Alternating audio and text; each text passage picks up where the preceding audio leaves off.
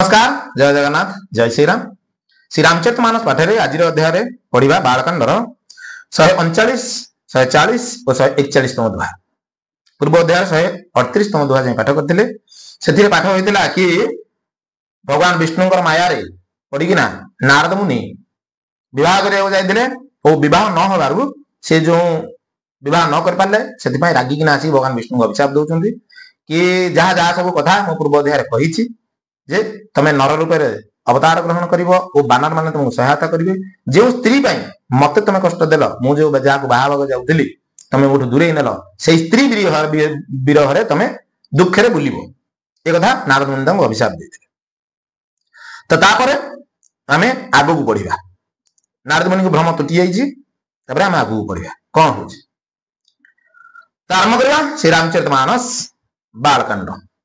शिवजी के गणों ने जब मुनि को मोह रहित और मन में बहुत प्रसन्न होकर मार्ग में जाते हुए देखा तब वे अत्यंत भयभीत होकर नारद जी के पास आए और उनके चरण पकड़कर दीन वचन बोले।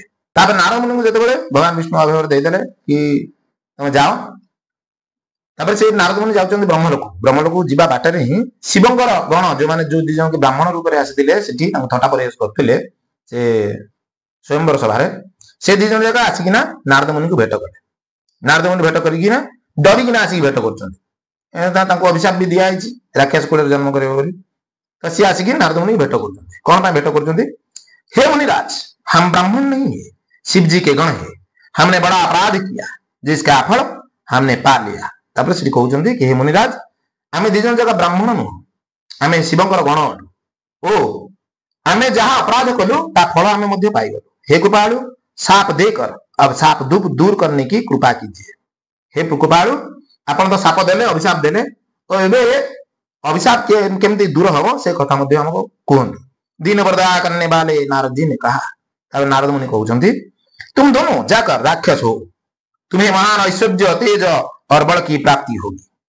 तापर से कहते कि तुम दी जन जाक जहाँ अभिशाप अच्छी तुम राक्षस हम तुम राक्षस हुआ तुमको बहुत बल प्रताप ओ पूरा पूरा विश्व को विजय कला वाले तुम बल मिल तुम अपनी भुजाओं के बल से जब सारे विश्व को जीत लोगे तब भगवान विष्णु मनुष्य का शरीर धारण करेंगे। तुम जो तुम बल द्वारा ऐश्वर्य द्वारा पूरा विश्व को जो जीति जीव से समय रे भगवान विष्णु मनुष्य शरीर धारण करेंगे। युद्ध में श्रीहरि के हाथ से तुम्हारे मृत्यु होगी जिससे तुम मुक्त हो जाओगे। तब युद्ध हम भगवान विष्णु सहित तुम युद्ध हम युद्ध रे भगवान विष्णु को द्वारा तुम्हें निहत हो निहत हो सारा पर तुमको मुक्ति मिले फिर संसार में जन्म नहीं लोगे। वे दोनों मुनि के चरणों में सिर नवाकर चले और समय पाकर राक्षस हुए। सीधी जन जगह नारद मुनि को गोड़ तले मुंड नुआकिना चलले वो समय पाइकिना राक्षस हेले। एक कल्प एहि हेतु प्रभु लिन्न मनुज अवतार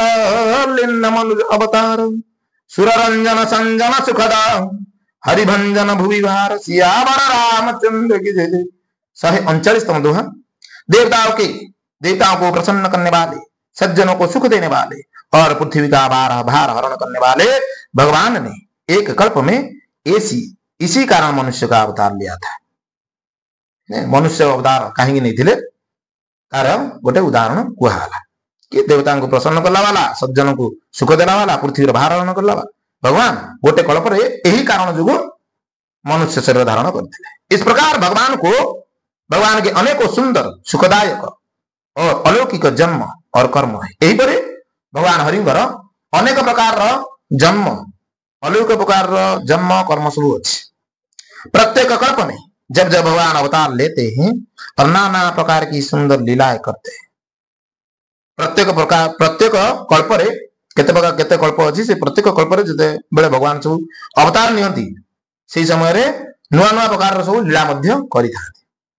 तब मुनीश्वर ने परम पवित्र काव्य रचना करके उनकी कथाओं का गान किया है और भांति भांति के अनुपम प्रसंगों का वर्णन किया है। तापर सही समय सब मुनि माने मुनीश्वर माने सब तांकर परम पवित्र काव्य रचना करिथा जो भगवान जो अवतार करथांती जहाँ सब लीला करथांती सही समय मुनि माने सब तांकर सब काव्य रचना करिथा काव्य रचना करिकिना कथा गान करंती ओ ताकू विभिन्न प्रकार नुआ नुआ प्रसंग वर्णना करते कथा जिनको सुनकर समझदार विवेकी लोग आश्चर्य नहीं करते। जहाँ सुनिकी ना बुद्धिमान लोक माने के बेले आश्चर्य प्रकट करती नहीं। श्रीहरि अनंत है, उनका कोई पार नहीं पा सकता और उनकी कथा भी अनंत है। श्रीहरि अनंत अटंती, जार की अंत नहीं, वो तांकर केही हेले पार पाई पारंती नहीं, वो तांकर कथा मध्य अनंत अटे। सब संत लोग उसे बहुत प्रकार से कहते सुनते हैं। सब संत लोग माने से कथा को बहुत प्रकार कहती और सुनती मध्य। श्री रामचंद्र जी के सुंदर चरित्र करोड़ों कल्प में भी गाए नहीं जा सकते। श्री रामचंद्र सुंदर चरित्र को गोटे गोटे कल्प कौन कोटी कल्प मध्य सुंदर कल्प कथा कथा सुंदर चरित्र कथा कही हो ना। शिव जी कहते हैं कि हे पार्वती, मैंने यह बतलाने के लिए इस प्रसंग को कहा कि ज्ञानी मुनि भी भगवान की माया से मोहित हो जाते हैं। तापर भगवान शिव कहते पार्वती को कि हे पार्वती, मु तुमको जो ये कथाटी कहली प्रसंग जो कहली आर कारण हूँ कि ज्ञानी मुनि मान भगवान को माया रे पड़ जाती, माया रू के बंची पारती ना। प्रभु कौतुकी अर्थात लीलामय और शरणागत का हित करने वाले प्रभु लीलामय अटंती। से सब किसी ना कि गोटे लीला करता वो शरणागत को हित करने ही सब काम कर्म सब करता। वे सेवा करने में बहुत सुलभ और सब दुखों को हरने वाले, से सब प्रकार दुख को हरण करला वाला अटंती। सुर नर मुनि को नाही जे न मोह माया प्रबल, अस विचारे मन माही भजिय महामायापति सियावर रामचंद्र की जय। 140तम सोरठा। देवता मनुष्य और मुनियों में ऐसा कोई नहीं है जिसे भगवान की महान बलवती माया मोहित न कर सके। देवता मनुष्य मुनि जे माने जितक सब अच्छा से माने केबे हेले भगवान को माया रे मोहित ही ना बोली केबे हेले की कहिबे। मन में ऐसा विचार कर उस महामाया के स्वामी प्रेरक श्री भगवान का भजन करना चाहिए। मन रे यही पर विचार करना सही महामाया स्वामी स्वामी भगवान विष्णु भजन करवा निहाती आवश्यक। हे गिरिराज कुमार, अब भगवान के अवतार का वह दूसरा कारण सुनो।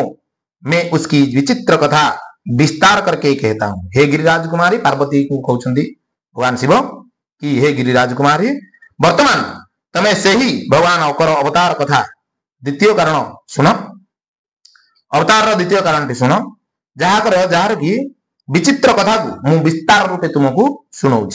जिस कारण से जन्म रहित निर्गुण और रूप रहित अव्यक्त सच्चिदानंद घन ब्रह्म अयोध्यापुरी के राजा हुए। जो कारण जन्म रहित निर्गुण रूप रहित से ही सच्चिदानंद घन ब्रह्म अयोध्यापुरी राजा होते। जिन प्रभु श्री रामचंद्र जी को तुमने भाई लक्ष्मण जी के साथ मुनियों के वेश में वन में फिरते हुए देखा था, और हे भवानी, जिनके चरित्र देखकर सती के शरीर में तुम ऐसी बाबली हो गई थी कि अब भी तुम्हारे उस बाबलेपन की छाया नहीं मिटती। कि जो प्रभु श्री रामचंद्र तुम्हें भाई लक्ष्मण और माता सीता सहित वन में बुलवा समय देखी सती रूप तुम जो देखी कि तुम्हें चरित्र को देखिकिना तुम मुंड खराब हो जाता, और से मुंड खराबटा एपर्यंत तुमर अच्छी। उन्हीं के भ्रम रूपी रोग को हरण करने वाली चरित्र सुनो। तांकर ही चरित्र जहाँ की भ्रम रूप को हरण करता सही चरित्र को तुम्हें वर्तमान सुनो। उस अवतार में भगवान ने जो जो लीला की वह सब मैं अपनी बुद्धि के अनुसार तुम्हें कहूंगा। से अवतार रे भगवान जहां जहां सब लीला करते मुझे सब मो बुद्धि हिसाब से तुमको कहूँ। याज्ञवल्क्य ने कहा, हे भरद्वाज, शंकर जी के वचन सुनकर पार्वती जी सकुचा कर प्रेम सहित मुस्कुराए। याज्ञवल्क्य भारद्वाज को कहते कि हे भरद्वाज, भगवान शंकर कथा शुणिकिना पार्वती टिके संकोचर सहित प्रेमर सहित हसुं।